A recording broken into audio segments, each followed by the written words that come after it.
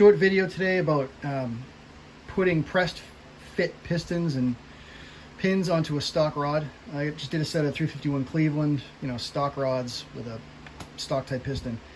And you definitely don't want to put them in a press and try to push them together to save some money. You are going to distort the pin bore and have all kinds of trouble.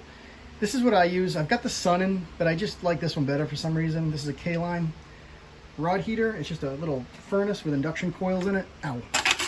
And it gets up to about 11 or 1200 degrees. It's got a timer on it.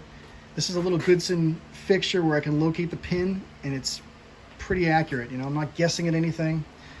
And I just finished these, and I've done it so much that I know how much time and how much heat. And I still, every now and then, I still stick one. I try not to get them too hot, but you got to get it to where it just starts to turn a little bluish, and that's what I go by, is the coloring. I don't want the heat going all the way up the rod, just the eye, and maybe 2 minutes in the pot. And sometimes I'll use an IR thermometer, and I want like 450 degrees is probably the goal for a Ford.